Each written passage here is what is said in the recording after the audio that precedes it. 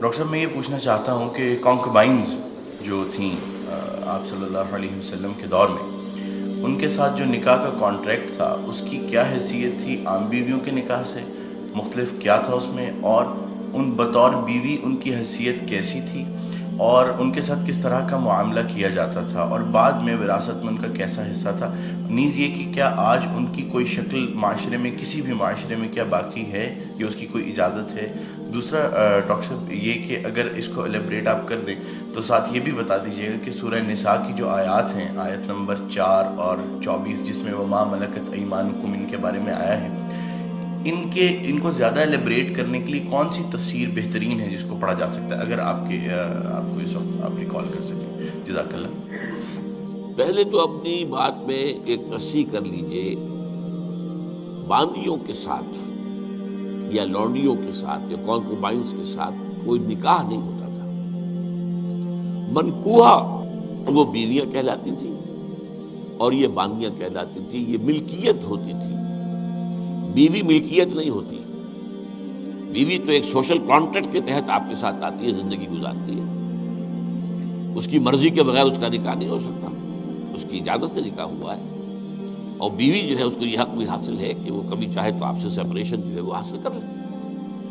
لیکن یہ جو ملکیت کا تصور ہے اس میں یہ چیزیں نہیں ہیں، نہ اس میں نکاح ہے، نہ اس میں کوئی وراثت کا حصہ ہے، بلکہ وہ تو خود وراثت میں منتقل ہو جائیں گی۔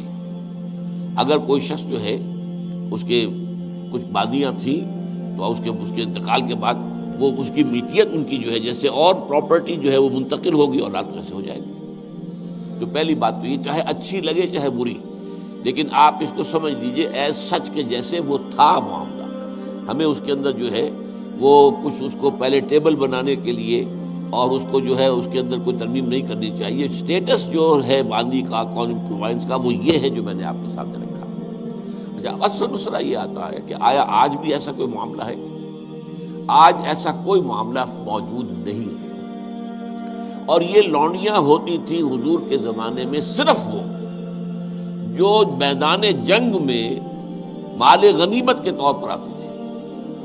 آپ ایک جنگ ہوئی ہے، فرض کیجئے جنگ بدر ہوئی ہے، جنگ بدر میں اب جب کہ کفار کو شکست ہو گئی ہے تو آپ کو معلوم ہے ان کے جو اونٹ تھے وہ 900 اونٹ لے کر آئے ہوئے تھے، وہ سارے تو ابھی کھائے نہیں گئے تھے۔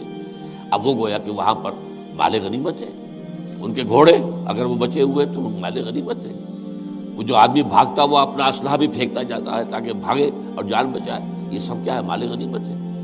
ایسے ہی اگر وہاں کوئی عورتیں بھی آئی ہوں، میرے علم میں نہیں ہے کہ بدر میں آئیں یا نہیں آئیں، احد میں تو آئیں، لیکن بدر کے بارے میں مجھے یقین کے ساتھ معلوم نہیں ہے، لیکن اگر عورتیں بھی آئی ہوں تو وہ باندیاں ہوں گی، وہ تقسیم ہو جائیں گی۔ یہ جو اصل غلام کا اور باندی کا تصور ہے اسلام میں، یہ پی او ڈبلیو کا حل ہے، prisoners of war, what to do with them۔ یا تو اب آپ جو ہے بڑے بڑے جو ہے کنسنٹریشن کیمپس قائم کر دیجئے، ان میں پڑے سڑ رہے ہیں، وہ سب کے سب جو ہے کنسنٹریشن کیمپس کے اندر ہوتے ہیں۔ اب وہاں پر ان کا کیا معاملہ ہے؟ تو ان کے لیے اگر وہ مرد ہیں ان کے لیے ان کی کوئی جنسی تسکین کا کوئی سامان نہیں، اگر عورتیں ہیں ان کی جنسی تسکین کا تقاضے کا کوئی سامان نہیں۔ ہاں، کھانے پینے کو ظاہر بات ہے کچھ نہ کچھ راشن واشن جو ہے وہ تو جو بھی دنیا میں پی او ڈبلیوز کا معاملہ ہوتا ہے کھانے پینے کو دیا جاتا ہے۔ اسلام نے یہ کیا ہے کہ بجائے اس کے کہ پی او ڈبلیوز جو ہیں وہ اسلامی بیت المال پر بوجھ بن جائے، انہیں ایبزارب کرو معاشرے کے اندر، انہیں تقسیم کر دو لوگوں کے اندر، اور ان کی حیثیت غلام کی اور باندی کی ہوگی۔ انہیں آپ کو کھلائیں بھی وہ، حضور فرماتے ہیں جو خود کھاتے وہ کھلائیں، جو خود پہنتے ہو وہ پہناؤ، اچھے سے اچھا سلوک کرو۔ پھر ان کی ایمینسیپیشن کا ایک سلسلہ شروع کر دیا گیا، فلاں اگر تم سے گناہ ہو گیا ہے تو کفارہ یہ ہے ایک غلام آزاد کر دو، قتل خطا ہو گئی ہے، وہاں تم سے غلطی سے تمہارا ارادہ نہیں تھا، کوئی تمہارے ہاتھ میں مارا گیا ہے، گولی چل گئی تم سے اور کوئی شخص جو ہے وہ مر گیا ہے، اس کے لیے بھی وہ غلام جو ہے آزاد کرو۔ گناہوں کے کفارے میں غلاموں کو آزاد کرنا، پھر غلاموں کو آزاد کرنے کی تلقین، نصیحت، پرسویشن، یہ نیکی کا بہت بڑا کام ہے، غلام کو آزاد کرو۔ یہ ساری چیزیں جو ہیں اس کے ذریعے سے ایک دفعہ انہیں سوسائٹی میں جذب کرنے کے بعد وہ علیحدہ ایلیمنٹ نہیں رہے، اب سوسائٹی کا حصہ بن گئے۔ وہ ایک گھر کے اندر ہے، وہاں رہتے ہیں، ان کے ساتھ جو ہے ان کے مالک ہیں، اور اسی طریقے سے ان کو رفتہ رفتہ ان کی ایمینسیپیشن کا بندوبست کیا اسلام نے۔ اور اس میں آپ کو معلوم ہونا چاہیے اس درجے ایمینسیپیشن ہوئی ہے کہ ایک وقت ایسا تھا عالم اسلام میں ساری حکومتیں غلاموں کی تھیں۔ مڈل ایسٹ میں ممالک کی حکومت، مملوک کہتے ہیں اس کو کہ جو کسی کی ملکیت ہے، غلام ہے، ممالک بڑے بادشاہ ہوئے۔ ہندوستان میں جو دہلی میں پہلی حکومت قائم ہوئی ہے وہ کون تھے؟ خاندان غلامہ، قطب الدین ایبک اور یہ بلبن، ایسے ایسے شاندار، اور جو ہے اور یہ التتمش، یہ کون تھے؟ غلام تھے۔ ہمارے بڑے بڑے دین کے علماء ائمہ غلام، چنانچہ بڑے علماء اساتذہ غلاموں میں سے۔ تو اسلام نے یہ راستہ اختیار کیا ہے۔ البتہ آخری سوال کا یہ ہے جو میرے اپنے ذہن میں ہے کہ اسلام نے اس انسٹیٹیوشن کو فائنلی ایبروگیٹ کیوں نہیں کیا؟ ایبروگیشن، جیسے آپ کو معلوم ہے سود کا معاملہ چلتا رہا، آخر میں آ کے سن 9 میں فائنلی طے کر دیا گیا حرام، اب اس کے قریب مت بڑھو۔ اس کی حکمت میرے نزدیک یہ ہے کہ یہ خالص اسلامی جہاد ہونا ہے قیامت سے قبل ایک مرتبہ بہت بڑے پیمانے پر، جس کو کہا گیا ملاحم، اور جس پر پورے باب جو ہیں وہ احادیث کی کتابوں میں ہیں۔ اس وقت میں سمجھتا ہوں کہ ضرورت پیش آئے گی اس انسٹیٹیوشن کو انووک کرنے کی کہ اس وقت پرزنرز آف وار کا معاملہ اس طور سے ڈیل کیا جائے، لیکن اس وقت تک کسی آزاد انسان کو پکڑ کر غلام بنا لینا بہت بڑا گناہ ہے، ناقابل معافی گناہ ہے، کسی کو حق حاصل نہیں۔ یہ جو امریکنز لے گئے تھے، آپ کو معلوم ہے یہ افریقہ کے مغربی ساحل کے ساتھ ساتھ وہاں سے یہ لوگ لے کر گئے، پکڑ کر ان کو، افریقیوں کو، اور وہاں جا کر انہیں غلام بنایا ہے اور شدید ترین جو ہے سختیوں میں انہیں رکھا ہے۔ یہ معاملہ اسلام میں نہ کبھی ہوا ہے، نہ اس کی کوئی اجازت ہے۔ کسی غلام، کسی آزاد انسان کو پکڑ کر زبردستی غلام بنا لینا، اس کی نہ کبھی اجازت رہی ہے نہ کبھی ہوگی۔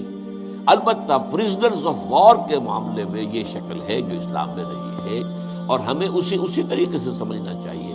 چاہے ٹھیک ہے دنیا اس کے اوپر فکری چست کر دے گی، یا کوئی اس کو کہے گی، پاس بہت سی چیزیں ہیں کہ جو لوگوں کے عام جو مزاج اس وقت کا ہے وہ اس میں وہ ذرا آسانی سے وہ بات جو ہے ان کے ذہن کے اندر اترتی نہیں ہے، لیکن we have to be faithful کہ دین کی اصل تعلیم کیا ہے، اسی کے ساتھ جڑے رہنا چاہیے۔